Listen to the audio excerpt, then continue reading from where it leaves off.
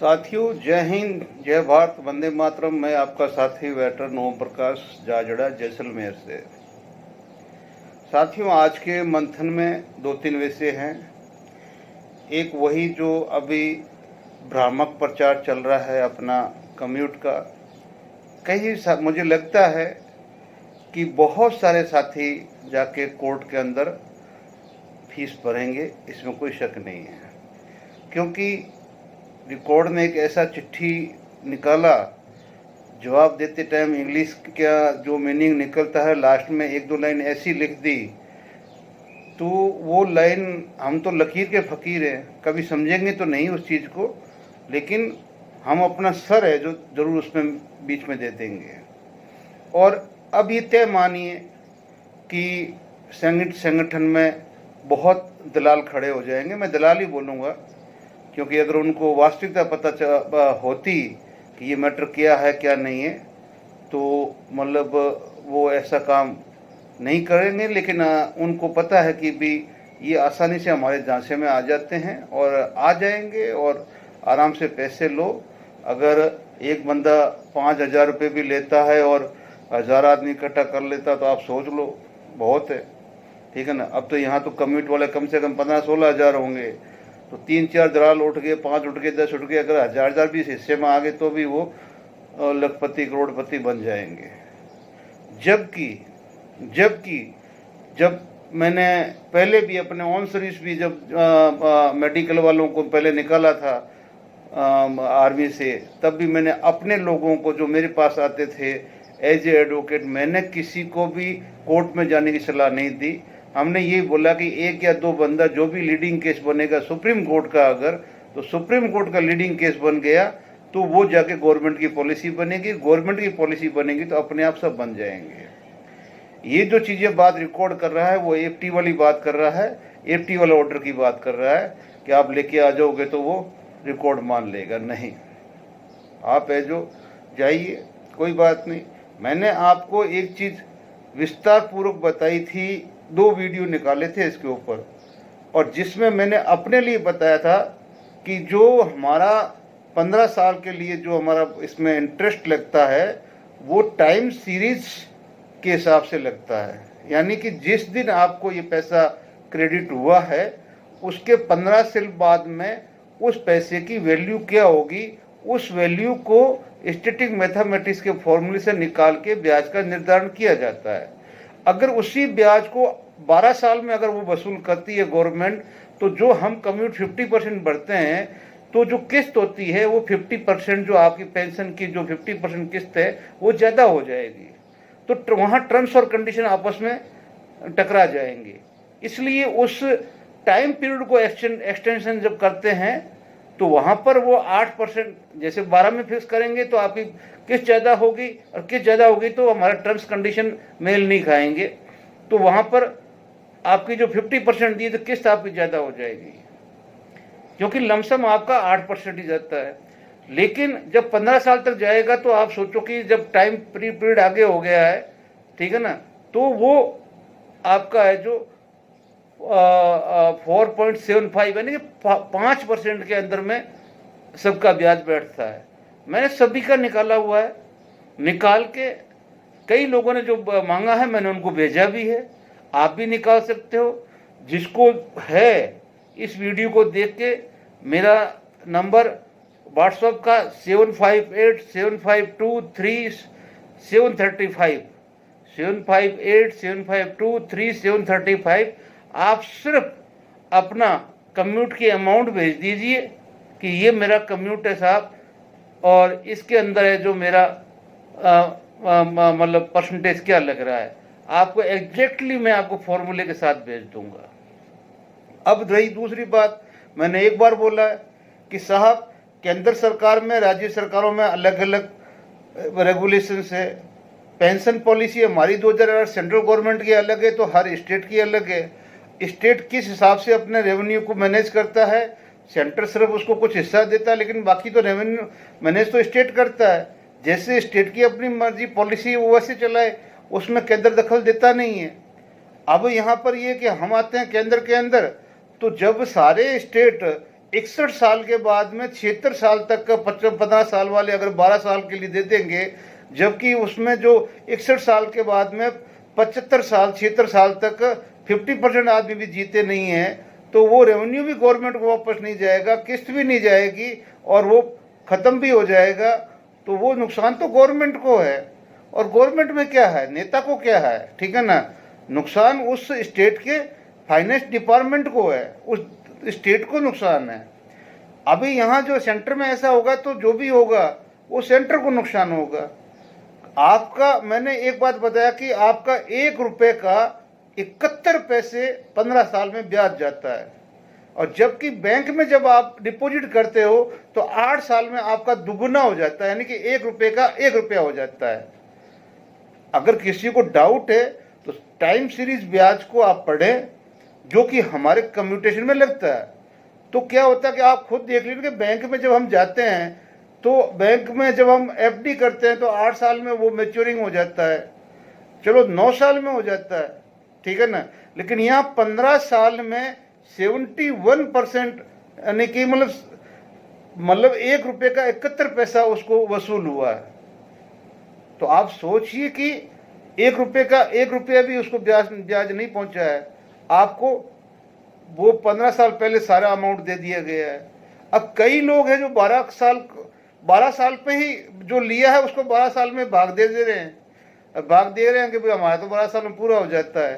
तो भाई ठीक है, लेकिन अभी प्रेजेंट केस के अंदर जो हरियाणा का चंडीगढ़ का जो केस है, उस केस में अभी तक जजों ने या कोर्ट ने कोई उसके ऊपर अभी फैसला नहीं दिया है, ठीक है ना। राजस्थान सरकार ने तो बगैर किसी कोर्ट केस के ही 12 साल मान लिया है, क्योंकि उन्होंने गुजरात को फॉलो किया है और गुजरात ने 13 साल रखा, राजस्थान ने 12 साल कर दिया है। वैसे ही साउथ के 1-2 स्टेट है, उन्होंने भी 13 साल कर रखा है, 12 साल कर रखा है। और पंजाब का भी 12 साल था, प्रपोजल हो भी जाता, लेकिन बीच में ये केस, मैं बोल रहा हूँ जहाँ कोर्ट में केस गया वहाँ वेलफेयर गया आपका। ये मैटर ऑलरेडी पंजाब गवर्नमेंट ने डिसाइड कर लिया था, लेकिन ये पेटिशन गई सिर्फ किसके लिए, 2 महीने के पीछे, नहीं 4 महीने के पीछे, ठीक है ना। अब 4 महीने के पीछे कैसे गई कि सॉरी माफ करना, 12 महीने, अपना 12 महीने के पीछे गई है कि भाई 10 साल 8 महीने के में पूरा हो जाता है। और जबकि वो इंसान जीते हैं या नहीं जीते, 61 साल के बाद में 76 साल तक कितने लोग उम्र लेते हैं ये मुझे नहीं पता, आप लोग भी निकाल सकते हो। तो किसी कोर्ट में अभी तक ऐसा नहीं है, सरकारों ने किया। जब सरकारें करेगी तो भी सेंट्रल गवर्नमेंट को भी सोचना पड़ेगा ना, वो भी आपको अपना हक देगी। और अगर कोई जाएगा भी कोर्ट के अंदर, तो मैं तो बोलता हूँ कि सुप्रीम कोर्ट का एक लीडिंग केस बन जाए, उसकी कॉपी से डाल के क्यों खामोखाम वकीलों को आपने देना, आपको उसकी कॉपी लेके अपने एएफटी में पहुंचो, 5,000 रुपये दो, 4,000 रुपये दो, आपको एक ऑर्डर मिल जाएगा, तब कर लो, हो गई बात। थोड़ा सा आपको संतोष करना चाहिए। लेकिन अभी देखो, मतलब वो बोलते हैं ना, आड़तियों की बाढ़, आड़ती मतलब दलालों की बाढ़ आ जाएगी, लाओ हम आपका केस करेंगे और आपको कम्यूट का 12 कराएंगे। और आपका जब तक पेंशन रेगुलेशन हमारा 2008 के अंदर ये क्लाउज चेंज नहीं होता है, तो ये करेगी सरकार, पार्लियामेंट वो करेगी, कोर्ट नहीं करेगा। अब कोर्ट उसको चेंज करने का आदेश देगी तो सरकार करेगी, या अध्यादेश लाके कोर्ट को ही वापस जवाब देगी। इसका कोई वो नहीं है कि आपने पैसा भर दिया तो आपको मिल ही जाएगा, आगे आप लोगों की मर्जी है। हमारे मालपुरा के अध्यक्ष सूरजमल साहब ने 23 तारीख को मीटिंग ली, आगे की कारगिल की जो शहीदों के बारे में उनकी जो भी उनको मनाना है, साथ में अपने संगठन का रिवीजन करना है, नए बंदे चुनने हैं। तो ये मैं सभी एफईए के घटकों को बोल रहा हूँ कि सारे एफईए के घटक, चाहे वो राजस्थान के हैं चाहे वो किसी भी स्टेट के हैं, भाइयों एफईए का जो जन्म हुआ है वो जंतर मंत्र पे हुआ है, ये मत भूलना। किसी भी घर बैठे लीडर ने एफईए नहीं बनाया। एफईए का संगठन दिल्ली में चलते हुए आंदोलन के बीच में हुआ है और एफईए का मुख्य मुद्दा जो उस टाइम की मांगे थी वो यथावत है और जो एफईए ने पहले जो अपने मांग पत्र दिए हुए हैं वो मांगे यथावत है। हालांकि बीच में कुछ चापलूस लोगों ने कोर्ट में उन्हीं मांगों को फंसा दिया है, कोई डाउट नहीं है, लेकिन हमारा सीधी सी बात है, हमारा टकराव सरकार से है। इल्जाम चाहे आप हमारे को बीजेपी का लगाओ, चाहे बीजेपी का पिट्ठू लगाओ, चाहे बीजेपी का दुश्मन लगाओ, चाहे कुछ भी लगाओ, लेकिन ऐसा है कि कोई व्यक्तिगत तौर से किसी भी पार्टी का हो सकता है, लेकिन संगठन अगर कोई लीड कर रहा है या कोई संगठन का कोई आदमी है तो वो पहले अपने संगठन का है, बाद में किसी पार्टी का है। संगठन के साथ चलना पड़ेगा, नहीं तो उसको कुर्सी छोड़नी पड़ेगी। कि अगर आप राजनीतिक ही आपको चाहिए तो आप जाइए और एमएलए एमपी का जो टिकट लेना ले लीजिए, और अगर संगठन को लीड करना है तो कृपया वो भाषा लिखिए जो सरकार समझती है। ये दो टूक की बात है, एफईए की बात है। मैं एक राजस्थान का कोऑर्डिनेटर होते हुए बात कर रहा हूं और मेरी बात में सारे के सारे ही जितने भी एफईए के अध्यक्ष है, कोऑर्डिनेटर है या जो हमारे एफईए के चीफ अध्यक्ष है, राष्ट्रीय अध्यक्ष है, वो सब सहमत है। मुझे विश्वास है, जो गलत मैं बोलता नहीं, सही बोलने में मुझे परहेज नहीं है। इसलिए अभी जो चल रहा है, कोई नहीं बैठा है। पिछले 1 महीने से धुआंधार रूप से हम लोग अपने प्लानिंग के ऊपर काम कर रहे हैं। जितनी बातें हमारे पे थोपी गई थी, एमएलए एमपी वो हमारे को किसी को कोई टिकट नहीं मिला, ना किसी ने लिया ना कोई गया। जितने जो इल्जाम लगे थे, लगे, आगे भी लगते रहेंगे, लेकिन हमने कुछ नहीं किया है। न राजस्थान में हुआ है, न हरियाणा में हुआ है, न यूपी में हुआ है, ठीक है ना। और किसी को शक है तो कोई बात नहीं, 4 महीने और रुक जाते हैं, हरियाणा का चुनाव भी हो जाता है, देखते हैं कितने एफईए का संगठनों को टिकट मिलता है जो एफईए को एफिलेटेड है, आपको क्लियर हो जाए। यानी कि भ्रामक में तो आओ मत। हाँ, हम लोगों ने एक राय से एक मंच पे औरों को भी साथ में लेके और ये करना है। किसी को विश्वास नहीं होगा। आज मेरे पास में प्रगट सिंह बापू का एक वॉइस मैसेज आया, भाई उनके पास भी मेरा वीडियो जाता है, किसी ने फॉरवर्ड किया होगा। उन्होंने सुन के पर्सनली मुझे थैंक यू भी बोला, मेरी सोच को उन्होंने स्वीकृति दी और साथ में ये भी बोला कि इसी ढंग से हमें आगे बढ़ना है और जंतर मंतर हमारा लक्ष्य होना चाहिए। बगैर जंतर मंतर के ये सरकार नहीं मानेगी, नहीं मानेगी, नहीं मानेगी। लेकिन वो कैसे हो, जो पिछले कड़वे अनुभव है पूरे 12-13 महीने के, कि हर महीने सिर्फ लड़ाई, टांग खिंचाई, एक दूसरे को नीचे दिखाना, ये वो झूठे एलिगेशन, आरोप, इन सब से दुखी होके कोई भी अभी आगे आने के लिए तैयार नहीं है, कोई संगठन तैयार नहीं है।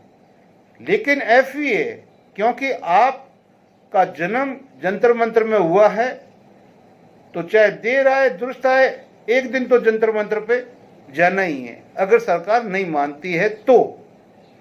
लेकिन मेरा मतलब आपसे ये प्रयास है, हाथ जोड़ के निवेदन है कि बाकी संगठनों को भी साथ में लेके आप जाइए। क्यों कि पहले एफईए बना, स्वार्थी तत्व थे, क्या नहीं थे, किसने क्या किया, नहीं चलने दिया। दिग्गज वीरांगना महासंघ बनाया, बड़े जोश शोश के साथ में आए, और वो जो दीपावली में पटाखे आते हैं ना खोटे वाले, वो खुश हो गए। उसमें बड़े नेता भी शामिल है, वो भी खुश ही है। वो पता नहीं कैसे पब्लिक को टैकल करते हैं, मुझे नहीं पता। फिर हमारी राजनीतिक पार्टी आई तो उनका भी इल्जाम हम गद्दारों पे आ गया है कि हम गद्दार हैं, हमने वोट नहीं दिया इसलिए वो हार गए, हमने सैनिकों ने वोट नहीं दिया इसलिए वो हार गए। तो वोट तो पूरा देश करेगा तब आप जीतोगे ना भाई। एमपी की सीट है, कोई गांव के सरपंच की सीट थोड़ी है, का पार्षद की सीट है। हाँ, पार्षद की कोई होती ना तो जहां सैनिक मोहल्ला है वहां से पार्षद हमारा ही बनना चाहिए भाई। पार्षद के लिए आप फॉर्म भरो सारी, जहां सैनिकों की महत्व ज्यादा है आप पार्षद जीत जाओगे। वहां सैनिक गद्दारी करते तो बताओ, हम वहां आके हम जो भी करना होगा करेंगे। लेकिन देश की जनता को साथ में लेना है तो मैं उस पार्टी के अध्यक्ष को, सचिव को, जो भी उनके पदाधिकारी हैं, पहले आप देश के सैनिकों के जितने भी अगुवा है, ठीक है ना, उनको शामिल कीजिए, ठीक है ना। और मैं इसमें आपको इस पार्टी को बता देता हूं कि भाई आपकी 50% जो स्ट्रेंथ है वो लीग में गई हुई है, और लीग है वो ऑफिसर हेडेड है बस। तो फिर पहले आपको जाना पड़ेगा अधिकारियों के पास में, और उनके अंडर में जो काम कर रहे हैं जेशु जुवार लीग वाले, उनको भी आप कॉन्फिडेंस में लो जब बोर्ड चाहिए तो। और बाकी जो जिन्होंने ऑफिसर से किनारा करके अपने अलग संगठन बना दिए, उसके पास भी जाओ। फिर ये सारे मिलकर पब्लिक में भी जाएं और जंतर मंतर में भी जाएं, दोनों तरफ से आवाजें उठे, आपका संगठन मजबूत होगा। ये मेरे को तेरे को गाली देने से इसका कोई समाधान नहीं है। लैंग्वेज तो सही रखनी पड़ेगी आपको, पब्लिक के सामने भी और सैनिक के सामने भी। गरिमा को ठेस पहुंचेगी, कोई किसी को मतलब वो नहीं है, सब अपने अपने स्वाभिमान के साथ जीतते हैं। तो साहब अभी मैं आता हूं एक और कि 2 महीने से दिन में 3 वीडियो, मतलब अभी आज प्रगट बापू का जो फोन आया उसमें उन्होंने बोला है कि भाई साहब हमारी मीटिंग कैंसिल पे कैंसिल हो रही है, कारण कुछ और है, और अगले हफ्ते हम मीटिंग रखने जा रहे हैं, उसमें आपको हमारा साहब का संघर्ष कमेटी का जो भी निर्णय है वो आप पूरी इंडिया के सामने आ जाएगा। अगर प्रगट बापू ने ये बात कही है तो मैंने भी वापस उनको यही बताया है कि बापू आप अगर इस बात पे अगर कायम है तो आपका नाम हम कभी नीचे नहीं होने देंगे। भारत के सैनिक, अगर आपको हमने अपने कौम का अगर बापू की उपाधि दी है तो हमारे अंतरात्मा से निकली हुई आवाज़ है। हम आपके पीछे कोई राजनीति नहीं करने वाले हैं और न आपके पीछे कोई ऐसे काम करने वाले हैं। हाँ, हम थोड़े से इतने ही हैं कि भाई ये जो उपद्रव वाले धंधे ये हमसे नहीं होंगे, चाहे हमारे को जितनी हमारी बदनामी करनी है, जितनी गालियाँ देनी है दे लो, लेकिन ये रेल रोको, ये करो, वो करो, टोल रोको, उजाड़ो, फेंको, तोड़ो, फोड़ो, ये नहीं होगा हमसे। हम सिंपल सोल्जर है, और सोल्जर का जो डिसिप्लिन के साथ में जैसा भी जो एक्शन होता है, ठीक है ना, वो दुश्मन को भी सावधान करता कि सावधान ये आ गई, यानी कि सीधी ठोकेंगे तो सावधान करके ठोकेंगे, किसी को गफलत में भी नहीं ठोकेंगे। इसलिए आपको भी प्रगट बापू विश्वास दिलाते हैं कि जब कभी आप अपना जो भी आपके जो आपस के मुद्दे हैं उसको पहले क्लियर कर लीजिए, क्योंकि वो हमारे अंदर संदेह पैदा करते हैं। क्योंकि जिन बंदों को आप बोल रहे हो तो अभी इतने दिन से बोल रहे हो, वो तो अपना साहब का संघर्ष कमेटी के चैनल भी चला रहे हैं और उनके नाम से अपना काम भी कर रहे हैं, और लाखों आदमी उनकी बातें सुन रहे हैं और उनका वो पीछे उनको फॉलो कर रहे हैं। तो फिर हम कैसे मान ले कि भी साहब का ने उनको निष्कासित कर दिया है? जब तक आप ऑफिशियली तौर पे निष्कासन करके कोई नोटिस नहीं निकलवाएंगे तो देश की पब्लिक के सामने ये बात नहीं आएगी। अच्छा, जो वो भाई है वो उन्होंने क्या किया क्या नहीं किया हमने तो कुछ देखा नहीं है।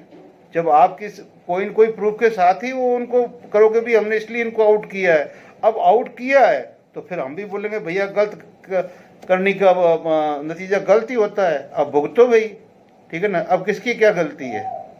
लेकिन आज 3 महीने से अपने नायक, अपना माफ करना, कपिल सेलानी 3 महीने से दिन में कम से कम 2-3 वीडियो डालता है, जंतर मंतर पे आ जाओ, जंतर मंतर पे आ जाओ, वो घुमा घुमा के सबको बोल रहा है, ठीक है ना। लेकिन मैं उसको यही कहना चाहता हूँ कि भाई 1 साल का पहले वो अनुभव तो कम से कम देख लेना कि 1 साल में जो वहाँ घटनाएं घटी है, वो घटनाओं से अगर लोग आहत है तो फिर कैसे आएंगे? चाहे कैसे भी है, आहत तो है ना। आप लोगों की ढाल बन के भी हमारे को, अगर गोसल साहब जैसा समझदार आदमी हमारे को गाली देता है, ठीक है ना, इतना पढ़ा लिखा हाई एजुकेटेड तलवार एयरफोर्स का, हम तो फौजी आदमी, ये अपने इन्फेंट्री आर्टी जो भी थल सेना के इतने पढ़े लिखे भी नहीं होते, वो हमारे को किस किस शब्दों से नवाजा गया है, कौन सा हमने वहाँ आके आपके लोगों के स्टार तोड़ लिए थे।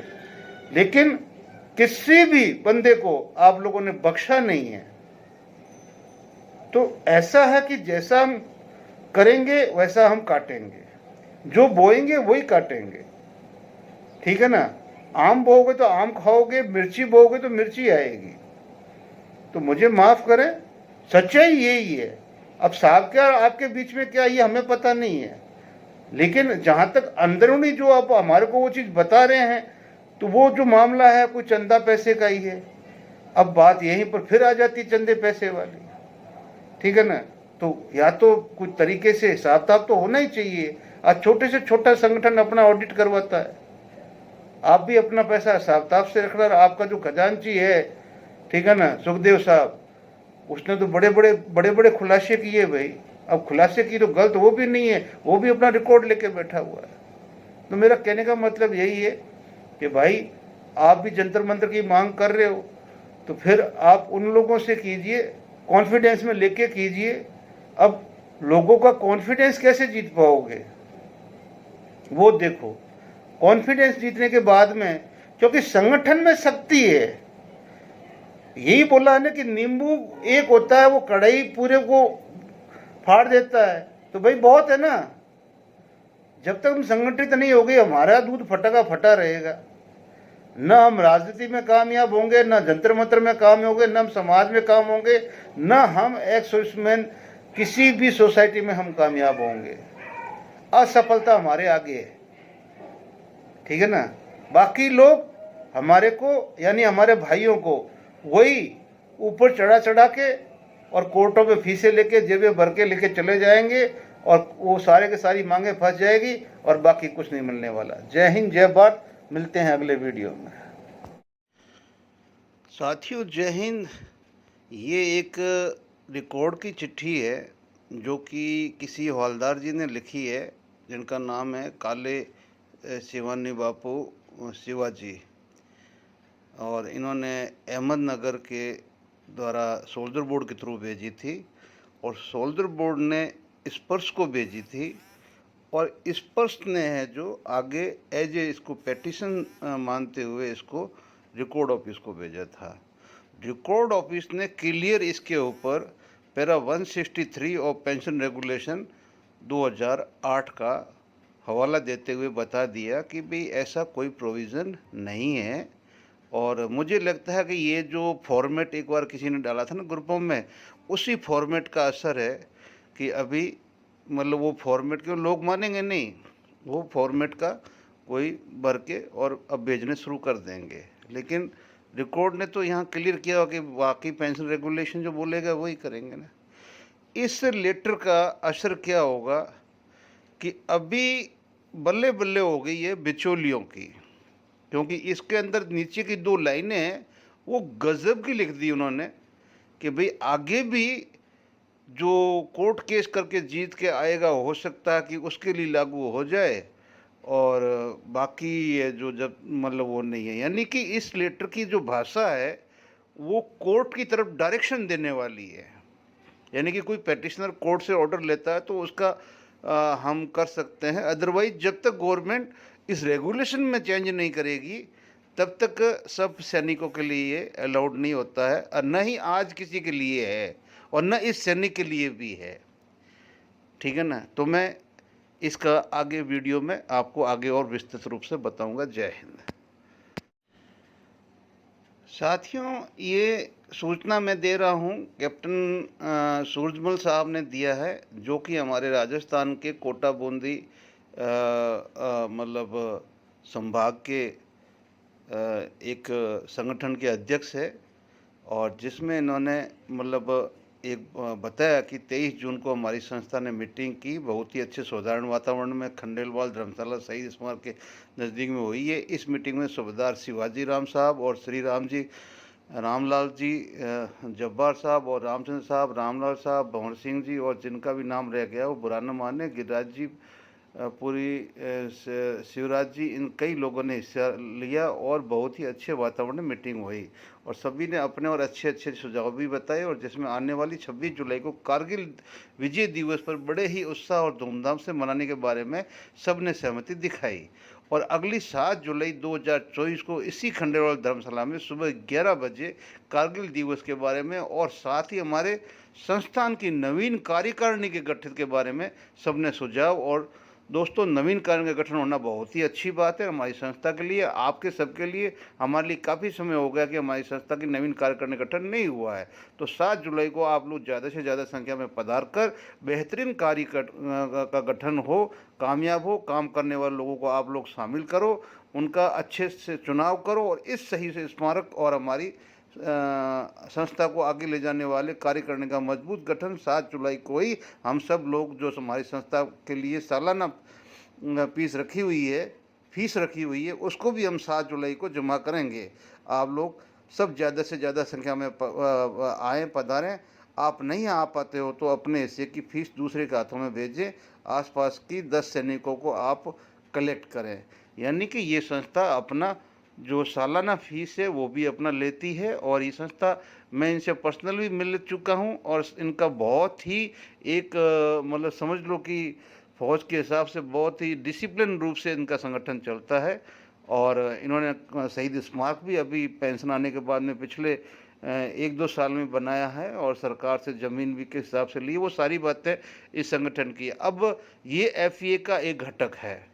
तो साथ में मैं एज ए राजस्थान कोऑर्डिनेटर इस न्यूज़ के माध्यम से सभी से रिक्वेस्ट करना चाहूँगा कि अभी जितने भी हमारे राजस्थान के जो FEA घटक है वो सारे एक बार, चाहे कार्यकारिणी बदलनी है या उसमें चेंज करना है या सब यथावत ठीक है, एक बार जितने भी अध्यक्ष है वो सारे अपने घटकों को संभाल ले, टंटोल ले। क्यों कि बहुत ही जल्द कोई न कोई निर्णय हम राष्ट्रीय लेवल पे लेने वाले हैं, जिसकी गतिविधियां हमारी चल रही है। अभी मैं उसको आपको नहीं बता सकता हूं, मेरी भी कुछ मजबूरियां हैं। लेकिन ऐसा नहीं है कि जो हमारा ऊपर का जो भी काम करने वाले हमारे साहब लोग हैं वो बैठे हुए हैं या वो मतलब कहीं समझौता करके बैठा हुआ नहीं। FEA का गठन जो हुआ था वो जंतर मंतर पे हुआ था। अब साम दाम दंड भेद कुछ भी हो, और चाहे घी उंगली से सीधी से निकले या टेढ़ी से निकले, घी निकलना चाहिए। और मैं सब इसी मतलब न्यूज़ के माध्यम से बताना चाहता हूँ कि सारे संगठन एक बार अपने आप को, जैसे भी संगठन में फेरबदल हो, कुछ हो, अच्छा हो, बुरा हो, फीस इकट्ठी करनी हो, अपना जो भी रेवेन्यू ठीक करना हो, कर ले, ताकि हम बहुत जल्द आगे कोई न कोई मतलब घोषणा करने वाले हैं जिनमें आप सभी भाइयों की आवश्यकता पड़ेगी। बीइंग मैं राजस्थान कोऑर्डिनेटर आपसे रिक्वेस्ट कर रहा हूँ। जय हिंद, जय भारत।